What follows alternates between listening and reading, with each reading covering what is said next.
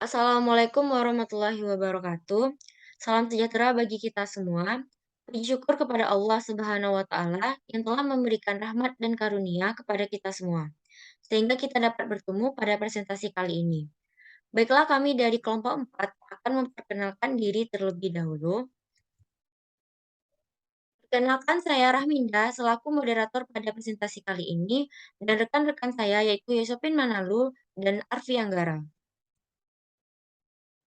Baiklah, kami dari kelompok 4 akan presentasikan materi yang berjudul kutipan.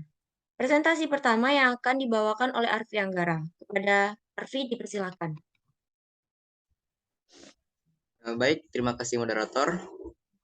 Untuk materi pertama, saya akan menyampaikan tentang pengertian kutipan. Kutipan adalah pinjaman kalimat atau pendapat dari seorang pengarang atau ucapan dari seorang yang terkenal, baik terdapat dalam buku-buku maupun majalah-majalah untuk menunjang tersajinya suatu karangan.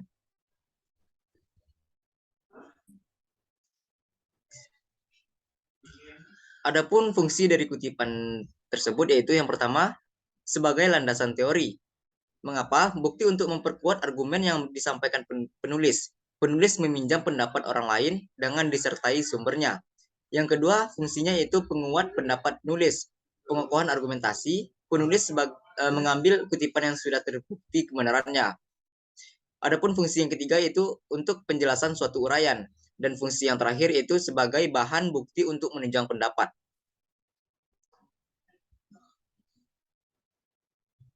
Selanjutnya ada jenis-jenis kutipan. Berdasarkan cara mengutipnya, kutipan dibedakan menjadi dua jenis menurut Universitas Kristen Petra pada tahun 2008, yaitu yang pertama kutipan tidak langsung. Kutipan tidak langsung ini penulis mengambil ide orang lain, kemudian mengubah isi kutipan tanpa menghilangkan esensi utama dari suatu pernyataan. Contoh dari kutipan tidak langsung ini yaitu parafrase atau rangkuman. Kutipan tidak langsung juga terbagi menjadi dua teknik, yaitu parafrase dan rangkuman. Parafrase adalah mengganti kata tanpa mengubah makna kalimat, sedangkan merangkum adalah menulis hal-hal yang dinilai penting dari suatu pernyataan secara ringkas. Yang kedua jenis kutipan yaitu kutipan langsung. Kutipan langsung ini penulis menyalin teks asli tanpa adanya pengubahan. Di akhir atau di awal kalimat yang dikutip setelah tanda kutip harus mencantumkan sumber kutipannya. Adapun contoh dari kutipan langsung ini yaitu kutipan panjang dan kutipan pendek. Kutipan langsung sendiri terbagi menjadi dua jenis yaitu kutipan langsung panjang dan langsung pendek. Kutipan langsung secara panjang berisi minimal 40 kata, sedangkan kutipan pendek terdiri di bawah 40 kata. Adapun syarat-syarat dari kutipan ini yaitu yang pertama, syarat dari kutipan langsung pendek menggunakan APA style atau American Physiological Association jika panjang kalimat yang dikutip tidak lebih dari 40 kata. Yang kedua menggunakan MLA style atau Modern Language Association jika panjang kalimat yang dikutip tidak lebih dari 4 baris. Yang kedua, syaratnya yaitu kutipan langsung panjang. Jenis kutipan ini dikenal juga dengan istilah block quotes. Syaratnya yaitu menggunakan APA style, American Physiological Association, jika panjang kalimat yang dikutip tidak lebih dari 40 kata. Dan yang kedua menggunakan MLA style atau Modern Language Association, jika panjang kalimat yang dikutip tidak lebih dari 4 baris. Kutipan langsung panjang dan langsung pendek ini saling berbanding terbalik. Sekian dari saya kembalikan kepada moderator. Baiklah, terima kasih kepada Arfi Anggara. Materi selanjutnya itu prinsip kutipan. Pengutip tidak diperbolehkan membenarkan kata ataupun kalimat yang salah dari sumber yang kita dapat. Ketika kita mengutip, kita boleh menghilangkan beberapa bagian, namun dengan syarat penghilangan kutipan tersebut tidak merubah makna atau arti yang sebenarnya. Ada beberapa teknik mengutip. Yang pertama, kutipan langsung. Kutipan langsung yang terdiri lebih dari 4 baris. Kutipan yang dipisahkan dari teks sejarak 3 spasi. Yang kedua, jarak antar kutipan 1 spasi.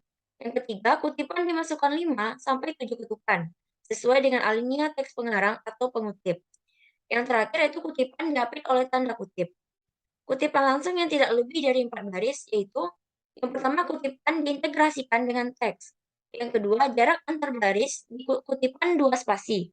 Yang ketiga, kutipan diapit dengan tanda kutip. Selanjutnya itu penulisan lebih dari satu sumber.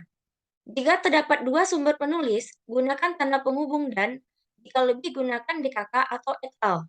Contohnya, Sugiono dan Arikunto 2004 atau Sugiono dan Arikunto 2004. Jika lebih maka jadi Sugiono et al. Jika sumber yang berasal dari buku yang terbitannya berbeda dan penulisannya juga berbeda, dapat dituliskan dengan cara memisahkan dengan tanda titik koma dan diurutkan sesuai abjad. Contohnya, Sugiono 2004, titik koma, Arikunto 2007. Selanjutnya, kutipan tidak langsung. Kutipan ini diintegrasikan dengan teks. Jarak antar baris kutipan spasi rangkap. Kutipan tidak diapit tanda kutip, dan sesudah selesai diberi sumber kutipan. Selanjutnya, kutipan pada catatan kaki. Kutipan selalu ditempatkan pada spasi rapat, meskipun kutipan itu singkat saja. Kutipan diberi tanda kutip, dikutip seperti dalam teks asli. Kutipan atas ucapan lisan. Itu dapat dimasukkan ke dalam teks sebagai kutipan langsung atau kutipan tidak langsung. Yang terakhir, kutipan dalam kutipan. Kadang-kadang terjadi bahwa dalam kutipan terdapat lagi kutipan.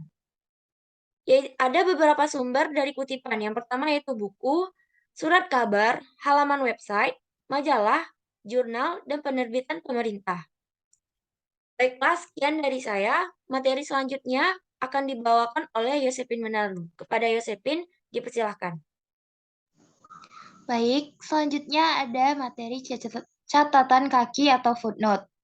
Catatan kaki merupakan cara menandai identitas sumber rujukan, sekaligus merupakan salah satu bukti bahwa penulis benar-benar memiliki kejujuran ilmiah.